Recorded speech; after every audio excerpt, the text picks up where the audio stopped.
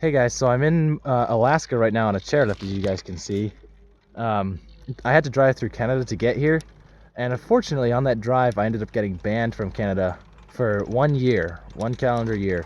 So I guess I'll give you the story and the lowdown on how I got banned from Canada for 1 year. And behind me there are Jeb and Jerry, who you may have seen in the last video. So most of this video is going to be a story time of just how I got banned, and then at the very end I'll show you just some of the things we're doing in Alaska to make money, to have fun, you know, the whole Alaskan experience. But the question you guys all want to know, how the heck did you get banned from Canada? So you got to start from the beginning. I left Vermont March 6th to drive up to Alaska with some of my friends. We had a job up here, we got a place to stay, and we just wanted to explore Alaska, one of the great United States of America. So we wanted to explore it. So got two friends, Jeb and Jerry, and we drove up to North Portal, North Dakota, which is the closest border crossing that was legal due to the coronavirus. So when we got to North Portal, North Dakota, we originally got rejected from the border because we didn't have our COVID test results. So we went and got our COVID test results, went back to the border, then they let us through. They let us through on a 5-day visitor's visa. So what that means is you only have 5 days to go into Canada. So we get the 5-day visitor's visa, and I'm like, okay, no problem. We can probably make it from North Portal to Alaska in 5 days. And actually the border guy that I talked to made it seem like it wasn't a big deal, even if I overstayed the 5-day visitor visa. They gave me a phone number. They just said, call this phone number. If the phone number doesn't work, text this line and they'll give you an extension, you'll be fine. So I said okay, and we started our journey. So on our 4th day, we are pretty much on track to get to Alaska by day 5, which would have been March 16th. We had until March 16th because we entered the border on March 11th. However, if you guys know, I'm applying for a Vermont dealer's license so I can become a legal dealer. And I had a Zoom meeting, an online Zoom meeting on the 15th.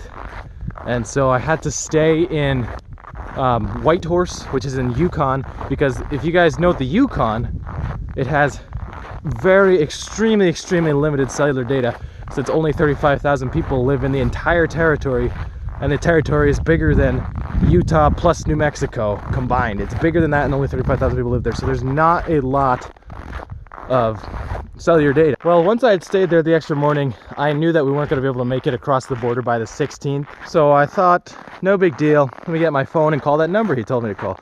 So I dial the number and it gives me a beep. This number you have tried to call is not available from your calling location. And I was like, what the heck does that mean? So I tried again. I called, I think 4 times, all from different locations, because it would say this number is not available from your location. I don't know what's wrong with Canadian government. I don't know why it didn't work. So then I texted the line, he said. So the text message said, hello, this is a rural Vermonter. I'll use my real name, obviously. I tried calling the number listed on the paper multiple times. However, it said line disconnected. Unfortunately, due to some circumstances beyond my control, I'm not able to cross the border by my time allotted, which is 3-16. However, we will cross the border first thing in the morning, March 17th. Apologies, and hopefully this will something along that line. So I sent that, and we ended up staying the night in Beaver Creek, which is the very last Canadian town before the border. So we could have actually made it across the border that night, but there's no hotels on the other side of the border for another 2 hours.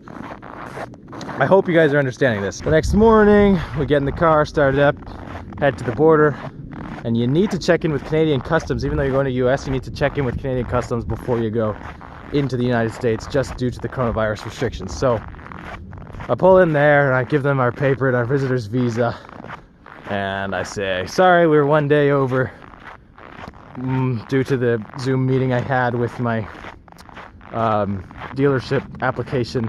I was unable to cross the border by yesterday. And there was a woman there, and she's like, well, that is not an essential reason, and we take this very seriously. So unfortunately, you could be banned from Canada for 10 years. Eventually she got her superior officer on the phone. So I talked with her superior officer for probably about an hour. He came to the conclusion that it was a non-essential reason for me to have stayed in Canada one day past the visa, and it was up to a judge to determine my legal punishment. So they sent me out of the interrogation room again, sat with Jeb and Jerry while he called up the judge, and about probably an hour later they called me back into the interrogation room. They had the judge on the phone, they had the superior officer, they had the immigration lawyer, they had the attending officer, and they had whatever Canada's equivalent of the deportation officer on the phone. So we're all on the phone.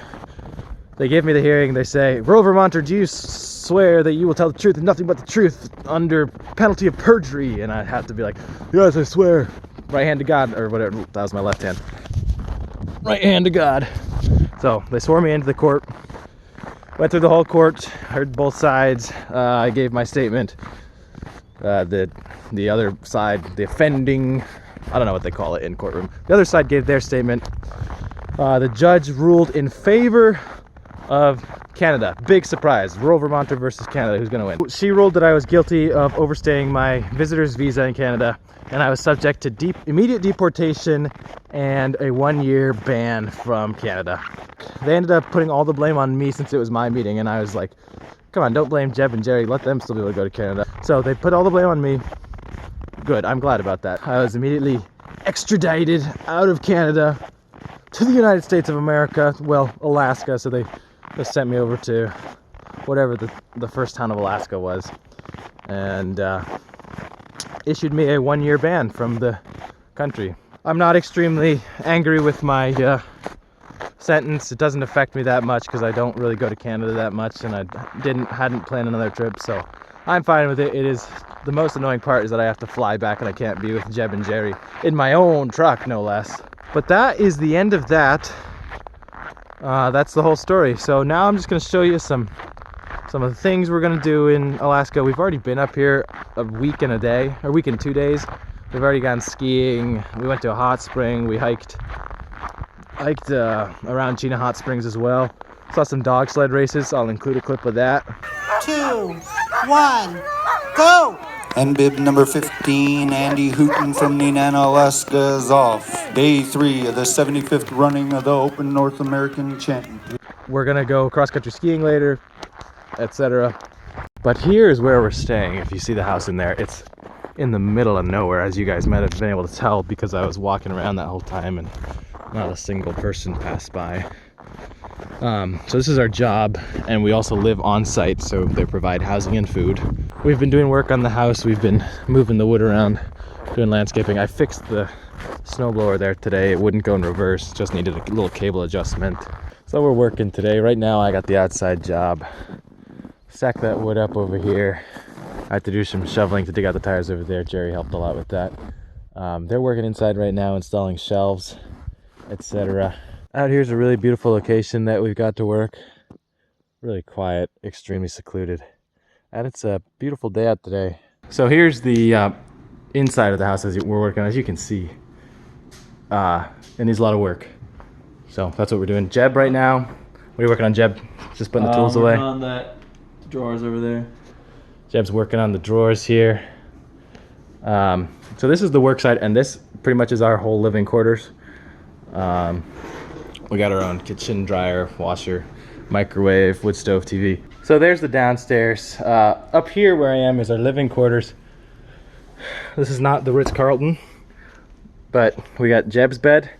Jerry's bed is the blue one up there, and then mine is the one tucked in the corner. And we're really only up here for sleep, so it works out just fine. This is the actual living quarters where the boss lives. Got good overhead lighting and everything. And then of course this is what we're working on.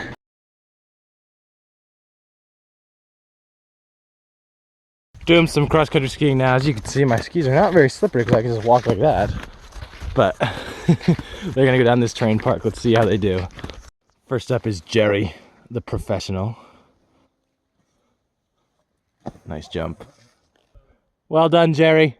Next up is Jeb, the not professional. He's about as good as me. Nice job, Jeb. Roll Vermonter's turn. Hey, look at that guy go. Going snowshoeing now on some random abandoned property.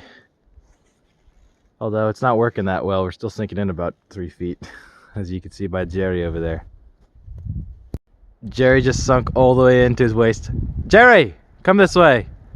What? Come this way. I can't, I'm stuck. Yeah, right. Here's the abandoned property with Jerry for scale.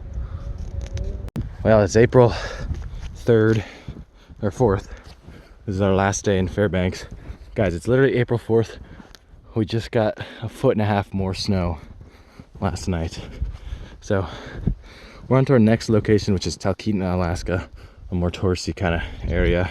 Fairbanks is more for the locals and the workers. Talkeetna is for the tourists and skiers. So we're going there next for some work, for some fun. Hopefully we can make it on these roads, which just got 1.5 feet more snow on it, like I said. But we'll see what happens. So this is Talkeetna. We just drove in, about a 4 or 5 hour drive. I'll show you the cabin where we're gonna stay up here. We made it to our spot that we're staying in Telluride. I'll just show you this really quickly. Or not Telluride, sorry, Talkeetna. There's the outhouse, there's the cabin. I'm happy that Jerry had this connection because it's really cozy and nice inside. This is pretty much heaven on earth for any outdoorsy guy, because you have to walk a mile to get here. There's no running water. There's the outhouse there, and there's a lake down there, which I'll show you later. But there it is, the little cabin. It's so nice. I love it.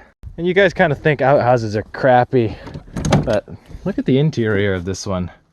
They got it pimped out. Nice. Coming on into the cabin.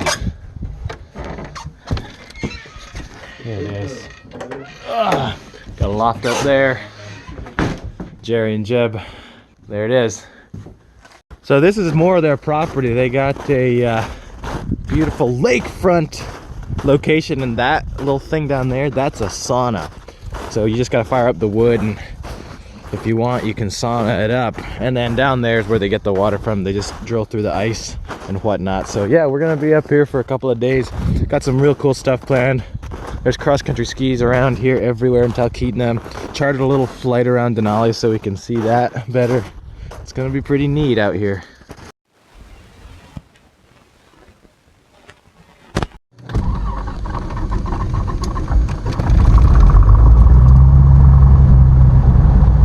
How many years do you keep planes in commission for?